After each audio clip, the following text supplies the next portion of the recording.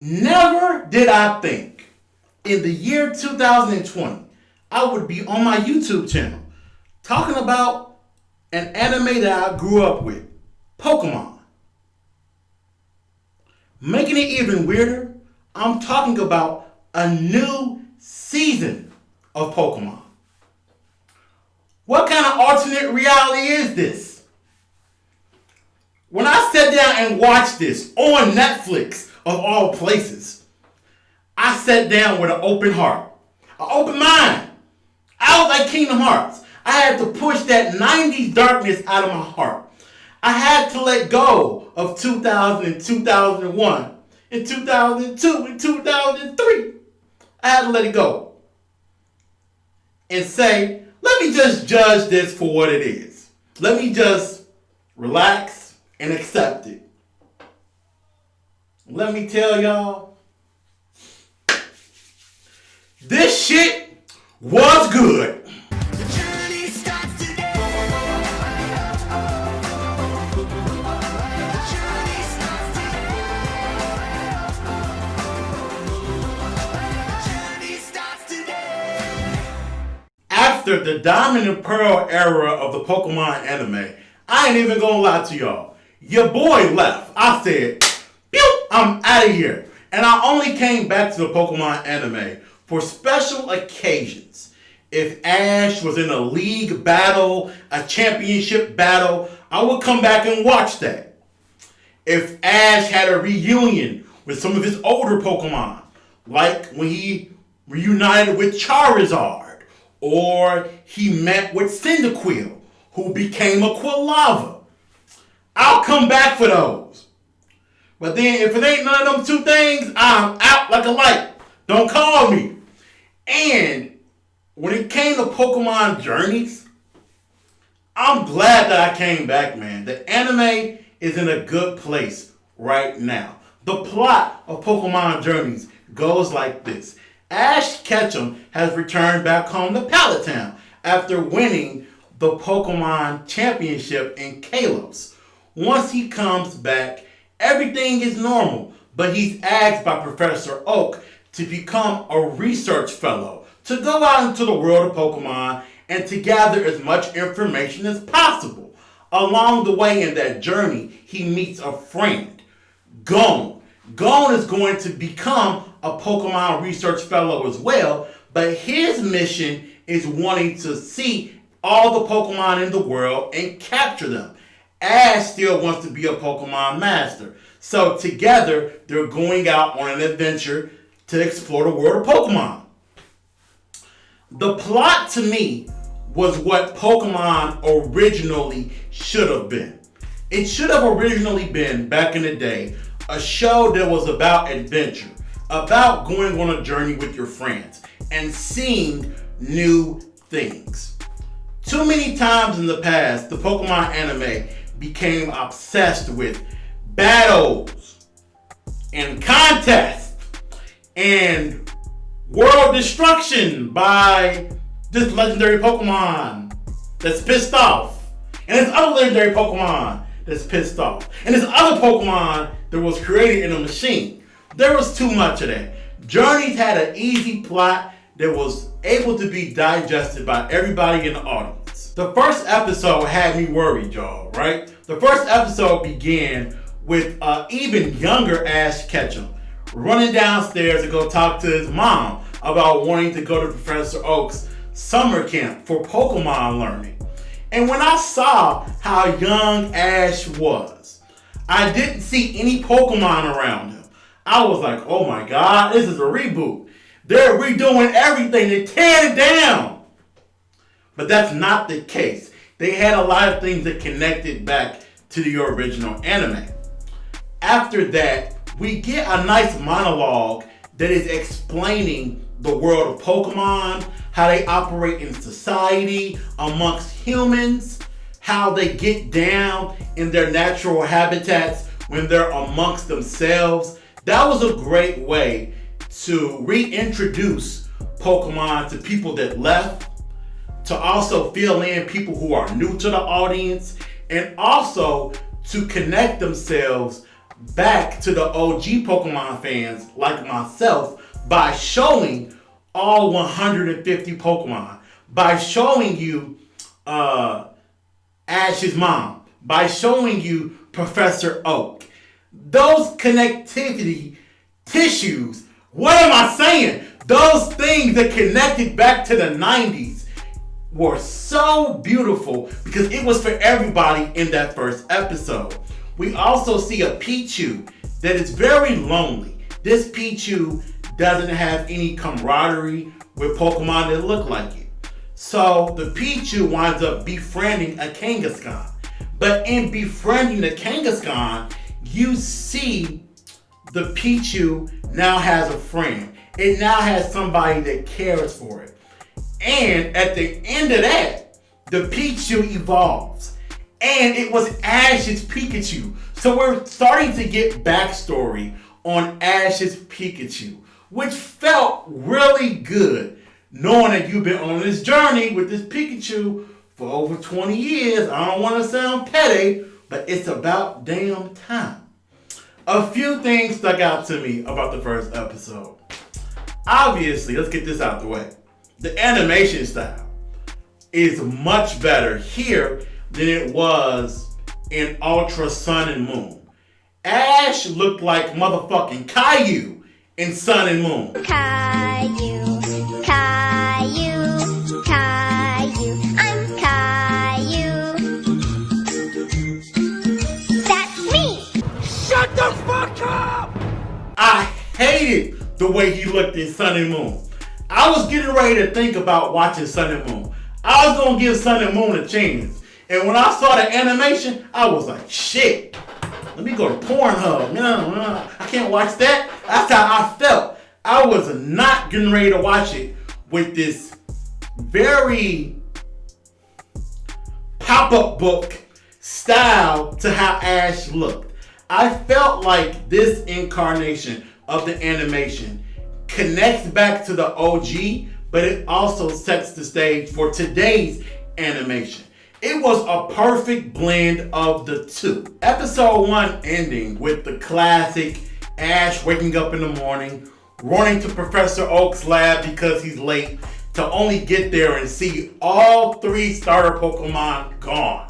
And now he has to get a Pikachu that doesn't really like him, making the first episode come around full circle. Again, a great way to introduce this character to the audience in case you don't know who he is or what he's about. The first episode was dope.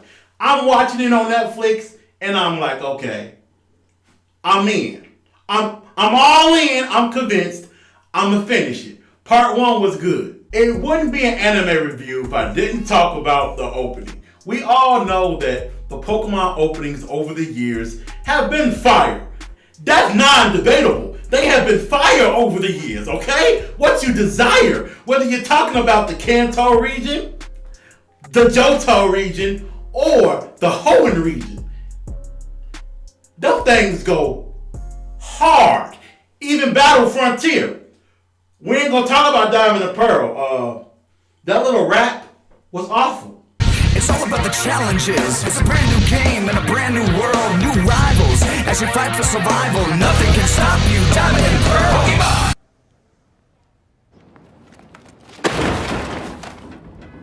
This opening took about 5 seconds to convince me. It's a great big world and you don't know how to find them. I'm like, okay. Then when they got to the wait, I was like, okay, I'm in. I like it. Downloading the MP3 now. Like, I love the opening. Now, is it on the shorter side? It's definitely on the shorter side. I wish it was a little bit longer, but honestly, I get why it's not. If you look at today's anime, they all have openings that are shorter. Nobody's going to sit there for a minute through an opening anymore. They are about 15, maybe 20 seconds tops. So it is what it is. As you get deeper into the season, you begin to really understand what they mean by Ash and Gone being Pokemon Research Fellows. You don't really understand that at first because it happens kind of quick. You understand that this season of the show is not about gym battles. It is not about contests. It is not about going to the Ultimate Pokemon League and fighting Gary or fighting Richie.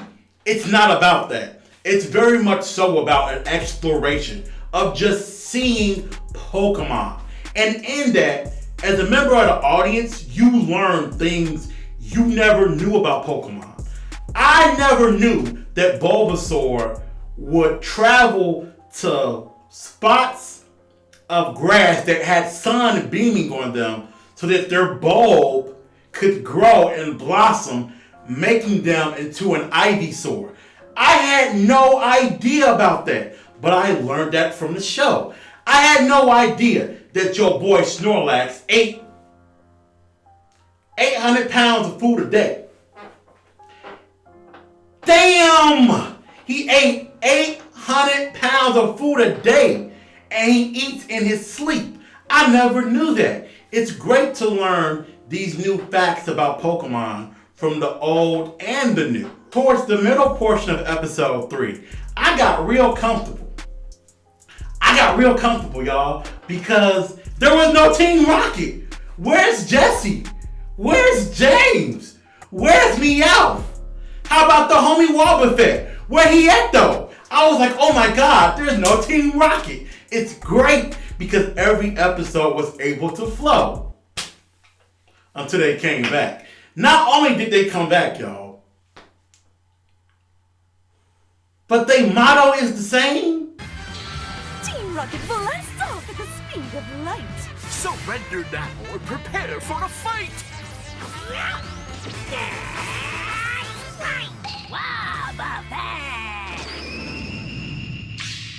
Really?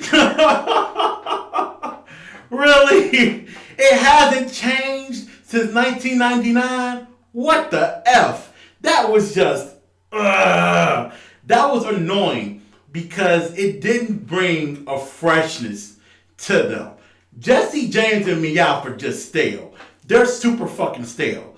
But I want to give credit to the writers for this. They gave them something that makes so much sense, that makes you question why they never had it before. They give Team Rocket a machine full of Pokeballs. This machine has Pokemon in each individual Pokeball.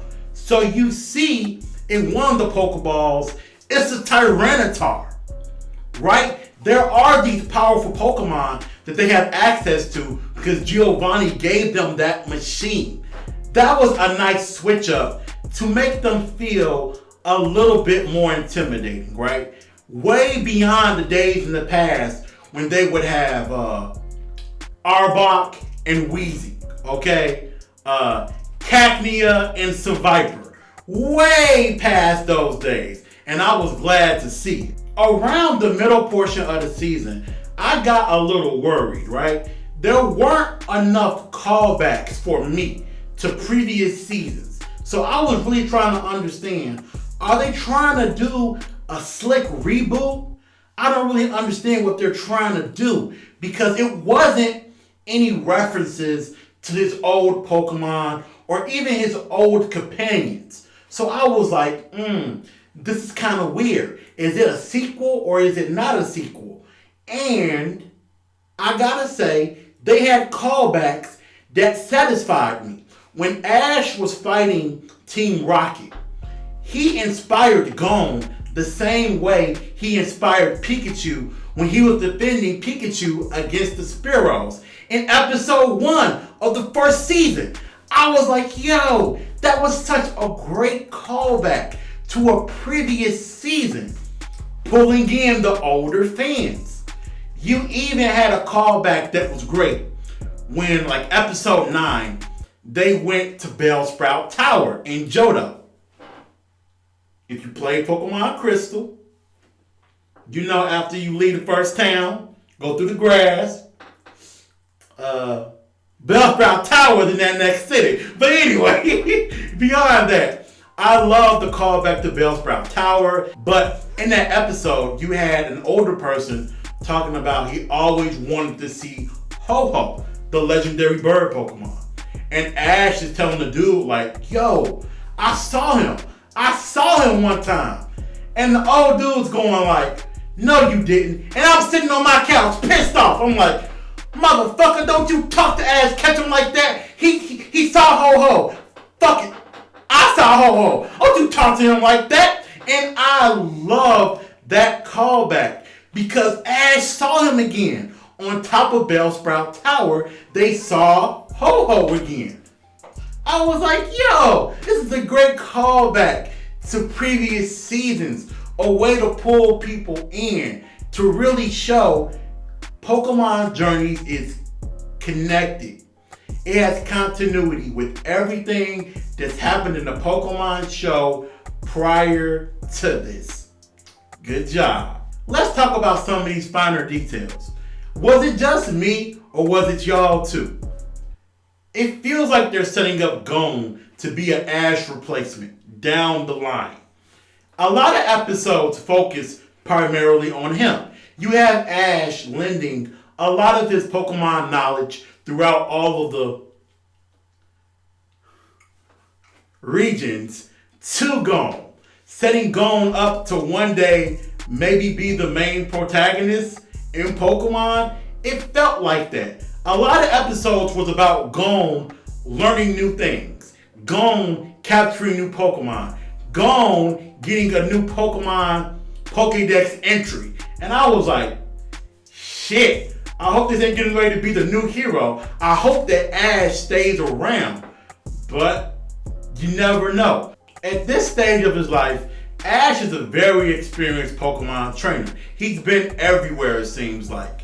But we didn't get enough battles in part 1. I know it's about journeys and experiencing new things, but this Ash Ketchum is so seasoned.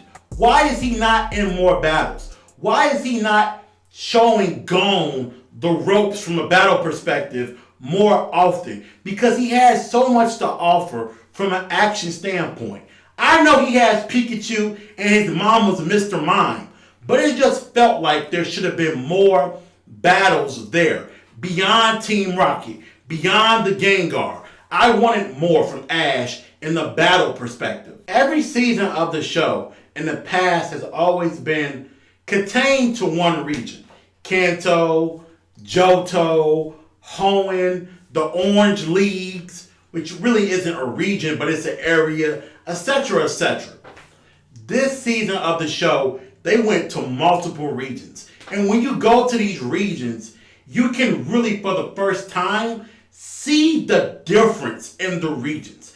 As a child, to me, Hoenn didn't look different from Johto. It looked the fucking same. But for Pokemon Journeys, you can see that when they go to Sinnoh, it's more icy-like. When they go to Johto, it's more terrain. It's a little bit rougher looking. I love that detail in the season.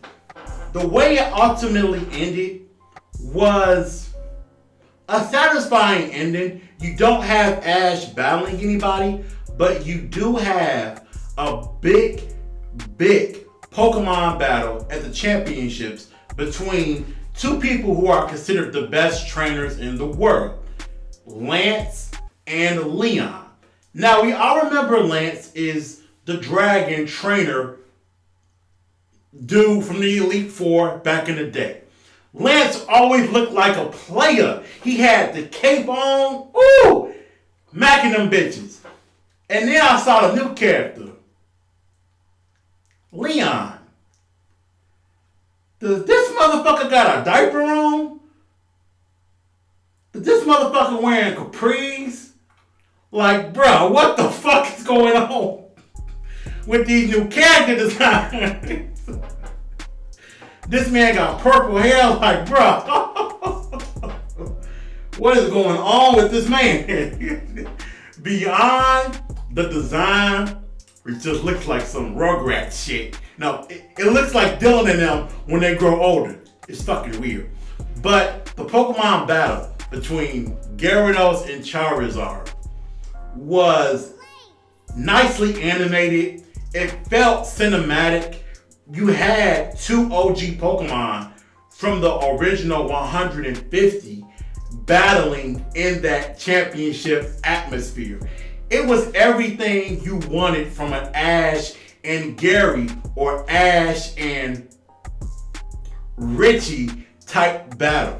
So, Pokemon Journeys. What does it get? What does it deserve? Pokemon Journeys gets a mother freaking B+. Yo, I opened up my heart, y'all. I opened up my heart and I said, look, I'm going to watch this new season of Pokemon. I'm going to let go of how it was in the past and I'm going to judge it for what it is. And damn, y'all, was this good. It was definitely a very rewarding season of the show. Anyway, it's been weird, but it's been real. I cannot wait to watch part 2. It should be out some point in September or October, and y'all know we're going to watch it. Anyway, I already said that. Get out of here, bitch. 4G's on the G. I jump into the bloody bottoms is underneath.